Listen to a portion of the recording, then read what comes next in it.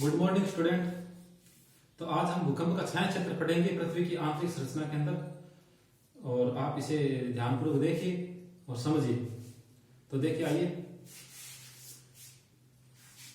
मैंने ये क्या बनाया है, ये पृथ्वी का एक मॉडल बनाया है। उसके अंदर मैंने आपको बताया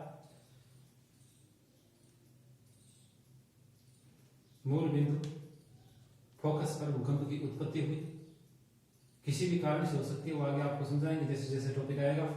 यहाँ पे उत्पत्ति हुई तो तीन प्रकार की तरंगे बताई मैंने आपको, पी तरंग, एस तरंग और एल तरंग। तो यहाँ पर जैसे तरंग की उत्पत्ति हुई तो वो यहाँ से चारों दिशाओं में गति करती है। तो आपको बताया इसमें पी तरंग है। पी तरंग तीनों माध्यमों में गति कर सकती है, तीनों माध्यम, ठोस माध्यम, गैसीय माध्यम, तरल माध्यम। तो पी तरंगे यहाँ से गति करती है 105 डिग्री तक, और सीधे यहाँ पर एक माध्यम से दूसरे माध्यम प्रवेश करते समय वह विचलित हो जाती है। विचलित होने के कारण ये 145 से 145 के मध्य में पी तरंगे पहुंचती है। तीन ग्लोब्स क्यों बनाए मैंने आपको पता है, आगे जाके हम अध्ययन करेंगे पृथ्वी की आंतरिक संरचना में। क्रस्ट, मेंटल और कोर। क्रस्ट धातलीय, मेंटल वो लिक्विड स्थान, कोर यानी एकदम ठोस या प्लाज्मा युक्त। इसमें से पी तरंगे 105 डिग्री से 105 डिग्री के मध्य तो पी तरंग को आती है, और तरल माध्यम को ठोस माध्यम क्रॉस करती हुई है 145 डिग्री से 145 डिग्री के मध्य पी तरंगे पहुंचती है। एस तरंगे मैंने आपको बताया था कि एस तरंगे सिर्फ ठोस माध्यम में ही गति करती है, इसलिए ये 105 डिग्री तक ही पहुंच पाती है, और इस तरल माध्यम को क्रॉस नहीं कर पाती, इसलिए यहां पर 105 डिग्री से 105 डिग्री के मध्य ही एस तरंगे पहुंच पाएगी। अब आप कहेंगे सर इसमें एल तरंगे कहां है? तो एल तरंगे हमेशा पृथ्वी के धरातल पर ही उत्पन्न होती है। उन्हें धरातलीय तरंगे इसलिए ही कहा जाता है कि धरातल पर ही उत्पन्न होती है। लेकिन पी तरंगे और एस तरंगे धरातल पर वहां अभिलेखित होती है जहां तक उनकी क्षमता होती है। जैसे एस तरंगे जो है वो ठोस में ही गति करती है, तो ठोस में 105 से 105 के मध्य ही आएगी, और ये बीच में तरल भाग आ जाता है। तरल भाग, इस तरल भाग को एस तरंगे पार नहीं कर पाती और यहाँ पे विलुप्त हो जाती है, जिससे 105 से 105 डिग्री के मध्य में रहती है। पी तरंगे है तीनों माध्यमों में प्रवेश करती है, इसलिए यह यहाँ तक 145 से 145 डिग्री के मध्य पी तरंगे पहुंच जाती है। यहाँ पर 105 डिग्री से 105 डिग्री के मध्य पहुंच जाती है। ये पी तरंगों का छाया क्षेत्र रहता है। तो आप बताइए पी तरंगों का छाया क्षेत्र क्यों रहता है? इसका रीजन क्या है? इसका रीजन यही है कि ये अपने मार्ग से विचलित हो जाती है और यहाँ पर ये अपना छाया क्षेत्र बनाती है। यहाँ पर कोई भी तरंग नहीं पहुंच पाती है, ना एस तरंग पहुंच पाती है, ना पी तरंग पहुंच पाती है। अब आपको प्रश्न के माध्यम से समझा दूं। आपको मैं ये बताया था मैंने, जहां विलेखित होती है एपिसेंटर में, ये कोई भी स्थान हो सकता है पृथ्वी का, कहीं भी पृथ्वी का सातों महाद्वीप से कहीं भी पृथ्वी का स्थान से भूकंप की तीव्रता को नापते हैं। जहां सबसे पहले पहुंचती है प्राथमिक एपिसेंटर स्थान पर पहुंचती है, फोकस बिंदु पे भूकंप की उत्पत्ति होती है तरंगों के रूप में। तो इनको समझने के लिए ये क्वेश्चन लिखे मैंने आपके सामने, एस तरंगों का छाया क्षेत्र। अब इसमें प्रश्न क्या पूछा, एस तरंगों का छाया क्षेत्र कौन सा है? तो एस तरंगे 105 से 105 डिग्री तक पहुंचती है, अर्थात आप माने यहाँ पे 0 डिग्री से 105 डिग्री तक और 0 डिग्री से 105 डिग्री तक एस तरंगे पहुंच रही है। एस तरंगों को मैंने कैसे अभिलेखित किया है? एस तरंगों को मैंने कैसे अभिलेखित किया है? तो ये आप देखिए सामने, एस तरंग 105 डिग्री से 105 डिग्री तक पहुंच गई, और ये एस 105 से, यहाँ पे आप 180 लिखो, इधर 105, तो यहाँ 105 से 105 के मध्य, 105 से 105 के मध्य ऐसे तरंगों का छाया क्षेत्र रहता है। यहाँ आप लिख दीजिए 105 से 105 के मध्य, 105 डिग्री से 105 डिग्री के मध्य एस तरंगों का छाया क्षेत्र रहता है। ये जो छाया क्षेत्र है ये इतना दूरी का है, यहाँ पर एस तरंगे नहीं पहुंच पाती। ये स्थान पी तरंगों का है, डॉट्स के रूप में मैंने आपको दिखाया है। पी तरंगे हैं, ये देखो पी तरंगे सभी जगह जा रही है, सिर्फ यहाँ से लेकर के यहाँ तक पी तरंगे नहीं आ रही, यहाँ से लेकर के यहाँ तक पी तरंगे नहीं आ रही। पी तरंगे यहाँ पर आ रही 105 से 105 के मध्य, लेकिन एस तरंगे जो है 105 डिग्री से 105 डिग्री सेकेंड तरंगे इस स्थान पर नहीं आ पाती, इसलिए एस तरंगों का छाया क्षेत्र 105 से 105 डिग्री कहलाता है। पी तरंगों का छाया क्षेत्र कौन सा था? पी तरंगों का छाया क्षेत्र मैंने बता दिया, पी तरंगे भी 105 105 डिग्री तक पहुंच रही है, 145 डिग्री पर पी तरंगे पहुंच रही है, परंतु 105 से 145 के मध्य 105 से 145 के मध्य पी तरंगों का छाया क्षेत्र कहलाता है, यहाँ पे पी तरंगे नहीं पहुंच पाती। तो यहाँ पे हम क्या लिखेंगे 105 से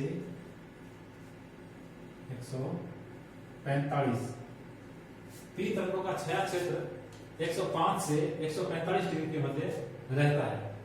अगला क्वेश्चन देखिए, क्वेश्चन घुमाकर भी पूछा जा सकता है, जैसे पूछ लिया इसने, ऐसा कौन सा क्षेत्र है जहां किसी भी भूकंपीय तरंग की प्राप्ति नहीं होती, किसी भी भूकंपीय तरंग। ऑप्शन के अंदर एल तरंग भी होगी, पी भी होगी, एस भी होगी, या इनमें से कोई भी हो सकता है। तो इसमें क्या है, ऐसा कौन सा क्षेत्र है जहां किसी भी भूकंपीय तरंग की प्राप्ति नहीं होती। तो आंसर में आप क्या लिखेंगे, आंसर में आप लिखेंगे कोई भी तरंग की प्राप्ति नहीं होती, कोई भी तरंग की प्राप्ति नहीं होती। तो यहां आंसर में आप लिखिए 105 डिग्री से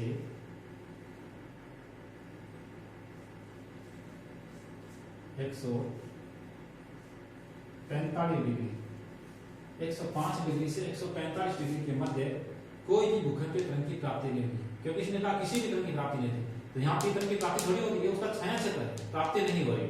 तो ये 105 से 145 डिग्री के मध्य कोई भी तरंग, न तो एल तरंग, न पी तरंग, न एस तरंग, कोई भी तरंग यहाँ नहीं पहुंच पाती, इसलिए इसका आंसर 105 से 145 डिग्री है। ये प्रश्न घुमाने का तरीका है, यहाँ कौन सा क्षेत्र है जहाँ किसी भी भूकंपीय तरंग की प्राप्ति नहीं होती, तो 105 से 145 डिग्री के मध्य प्राप्ति नहीं होती। इस तथ्य के साथ हम पढ़ेंगे आगे जाके। आपको बताया था मैंने कि भूकंप उत्पत्ति के कारण क्या होते हैं, भूकंप उत्पत्ति के कारण क्या है। तो कारण कहते हैं, सबसे पहले हम प्राकृतिक कारणों में देखेंगे भ्रंशन। भ्रंशन आप समझते हो, भ्रंशन का मतलब होता है धरातल का नीचे बैठ जाना या ऊपर उठ जाना। इसके सामने मैं चित्र बना दूं आपको, उस चित्र से आप समझ सकते हो। जैसे ये मैंने चित्र बनाया, ठीक है,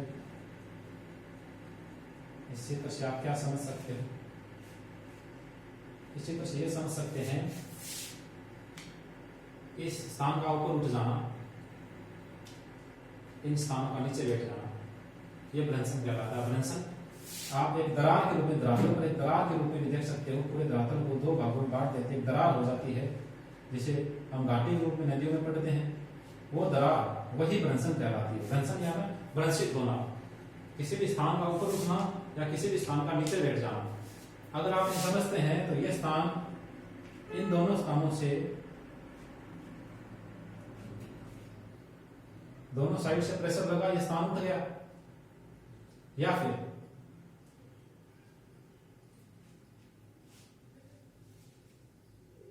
इन दोनों स्थानों ने अपसरण का कार्य किया और ये स्थान उठ गया।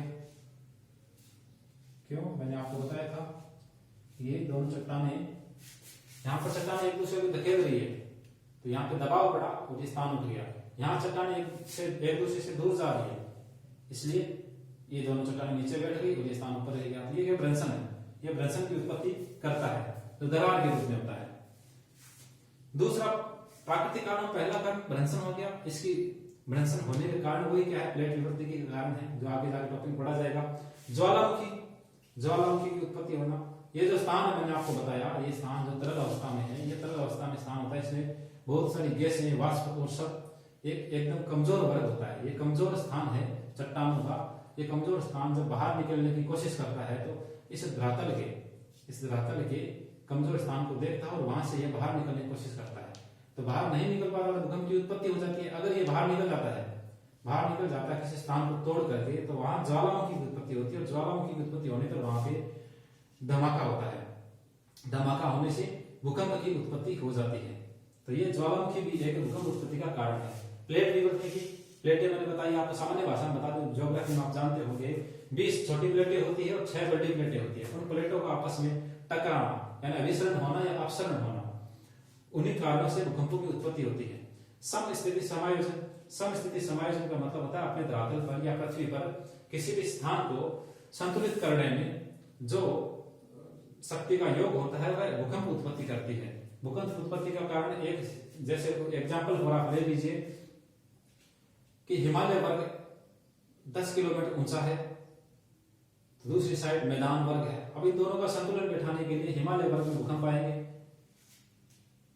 हिमालय वर्ग में भूकंप आएंगे। तो यही समस्थिति समायोजन है, संतुलन बनाना। महासागरों में कैसे होता है, एक दिशा के अंदर पानी का बहाव ज्यादा हो जाना, दूसरी दिशा में बहाव कम होना, इसको संतुलन बनाने के लिए समस्थिति समायोजन होता है। प्रत्यास्थ पुनस्चलन सिद्धांत, इसे बोलते हैं इलास्टिक रिबन थ्योरी। ये एच.एफ. रीड द्वारा दी गई थी। किसके द्वारा दी गई थी ये? एच.एफ. रीड। एच.एफ. रीड ने ये दी थी। इसमें होता क्या है, एच.एफ. रीड ने ये प्रत्यास्थ पुनस्चलन सिद्धांत क्या होता है, ये बताया कि हमारी जो पृथ्वी है इसकी चट्टानों का एक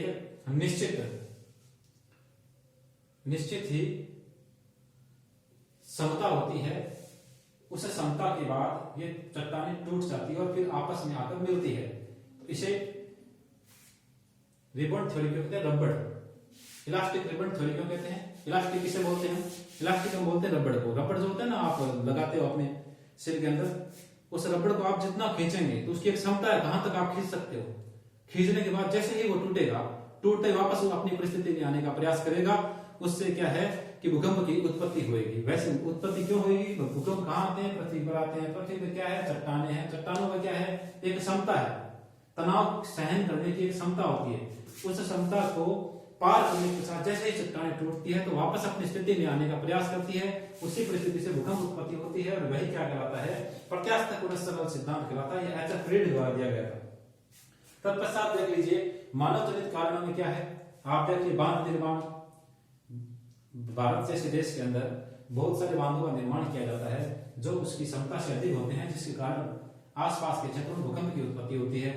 परमाणु का विस्फोट करना, अपने जैसलमेर के पोखरण में जब परमाणु विस्फोट किया गया था तो भूकंप जैसी उपस्थिति हो गई थी। भूकंप उत्पन्न करता है परमाणु विस्फोट।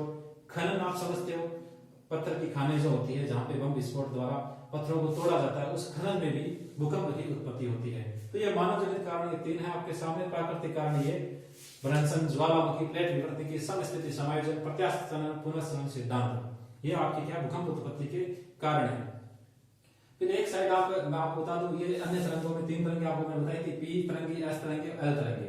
प्राथमिक तरंगे, सेकेंडरी तरंगे और धरातलीय तरंगे। तो अन्य तरंगों के अंदर वही तरंगे हैं, उनके उपनाम दिए गए हैं, इनमें कोई फर्क नहीं है, सिर्फ वेग का फर्क है, गति का फर्क है। तो ये आप लिख लीजिए पीजी तरंगे व एससी तरंगे, और सेकंड नंबर पी स्टार व स्टार तरंगे। ये दो तरंगे हैं, ये आप नोट कर लीजिए, प्रश्न में आ सकती है। तो आप ये देख सकते हैं पीजी व एससी तरंगे किसने दी थी? पीजी व एससी तरंगे किसके द्वारा दी गई है? तो पीजी व एससी तरंगे में लिखी, जेफरीज नामक वैज्ञानिक हुआ था, ये उसने इनकी खोज की थी। जेफरीज ने पीजी तरंगों की खोज की। और सेकंड नंबर आप लिख लीजिए, कहां की थी इन्होंने? ये 1909 में क्रोएशिया में की थी। कहां पे? क्रोएशिया। क्रोएशिया में इन तरंगों की खोज की गई थी, पीजी तरंगे, वैश्विक तरंगे। सेकंड नंबर पे आप लिख लेना पी स्टार व एस स्टार तरंगों का किसने खोज की? पी स्टार व एस स्टार तरंगों की खोज किसने की?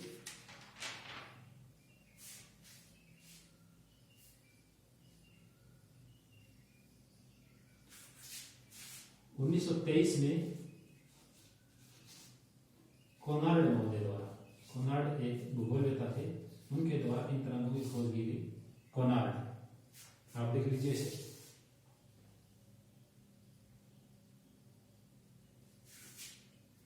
तो ये आपके सामने मैंने एक शॉर्ट्स के अंदर समझा दिया आपको भूकंप का छाया क्षेत्र कौन सा होता है। तो ये आपके सामने मैंने यहाँ समझाया।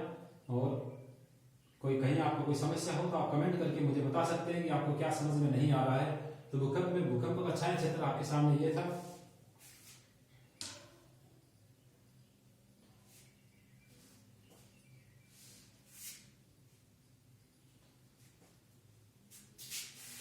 तो आप मुझे बताइए, भूगर्भ से संबंधित टॉपिक्स आपके चल रहे हैं, उसके अंदर बहुत सी चीजें आएगी आगे। अभी भूकंप आया, फिर ज्वालामुखी आया, ऐसे बहुत से पृथ्वी की आंतरिक संरचना को निर्धारित करने वाले कई सिद्धांत और सामान्य थ्योरियां मैं आपको पढ़ाने जा रहा हूं धीरे धीरे। इसमें अभी भूकंप चल रहा है आपको। आज मैंने आपको भूकंप आने का कारण बताया, कल मैं बताऊंगा भूकंप कितने प्रकार के होते हैं, आप तो उसे आप ध्यान से समझेंगे।